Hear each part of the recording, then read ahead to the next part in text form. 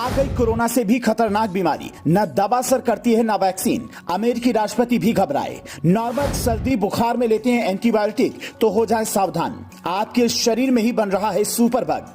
भारत में बैन हुई 2 दवाएं, वैज्ञानिकों ने चेताया हालात नहीं सुधरे तो हर साल हो सकती हैं 1 करोड़ मौतें।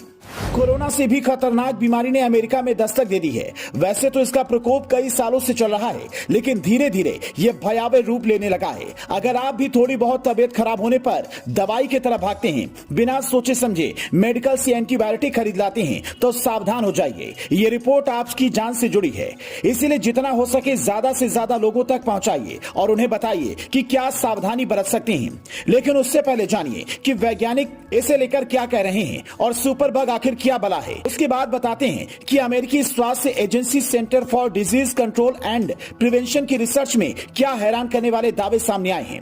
मेडिकल की भाषा में कहें तो सुपर बग बैक्टीरिया, वायरस और पैरासाइट्स का स्ट्रेन है, जबकि आम भाषा में इसे ऐसे समझिए जैसे आपने कोरोना वैक्सीन लगवाई और कोरोना का कोई नया स्ट्रेन या वेरिएंट आ गया और उस पर वैक्सीन असर ही नहीं कर रही हो, तो आपके शरीर में वो नया वाला वायरस जाकर एंटीबॉडी डेवलप कर देगा और फिर आपको जो बीमारी है वो सुपर बग है। अब तक कोरोना के नए नए वेरिएंट्स के लिए वैक्सीन बन गई है, लेकिन शरीर में जाकर अगर कोरोना रूप बदलता है, ये ज्यादा घातक होता है, तो इसका कोई इलाज नहीं है। ये सिर्फ कोरोना से ही नहीं हो रहा, ये सिर्फ उदाहरण था। ऐसे ही आप सर्दी जुकाम के लिए जो एंटीबायोटिक खाते हैं वो भी सुपर बग की तरह काम कर सकता है। इसलिए लोगों को एंटीबायोटिक से बचने की सलाह दी जा रही है, क्योंकि मेडिकल जर्नल लेसन की रिपोर्ट कहती है कि अगर हालात नहीं सुधरे तो फिर हर साल 1 करोड़ लोगों की मौत सिर्फ सुपर बग से हो सकती है।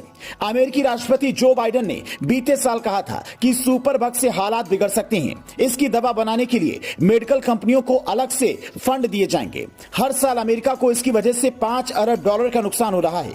अमेरिकी स्वास्थ्य एजेंसी CDC की रिसर्च के मुताबिक कोविड ने सुपर बग के खतरे को बढ़ा दिया है। अमेरिका में हर 10 मिनट में एक मरीज की मौत सुपर बग की वजह से हो रही है, जबकि भारत में हर साल 60,000 नवजातों की जान जा रही है। साल 2023 में जिस हिसाब से कोरोना की नई लहर कहर बरपा रही है, उससे ऐसी आशंका है कि इस साल ज्यादा से ज्यादा कहर बरपा सकता है। फिलहाल कोरोना की BF7 और XBB वेरिएंट अमेरिका और चीन में तबाही मचा रखी है। भारत में भी धीरे धीरे केस बढ़ रहे हैं। 24 घंटे में 173 मामले सामने आए और 2 लोगों की मौत हुई। सुनने में यह आंकड़ा भले ही कम लगे, लेकिन पिछली बार भी ऐसे ही धीरे धीरे केस बढ़े थे।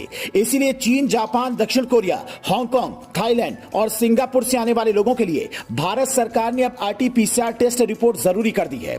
यूपी में बीते 24 घंटे में 7 नए मरीज मिले, जबकि दिल्ली और हरियाणा में 14 और 20 मरीज मिले।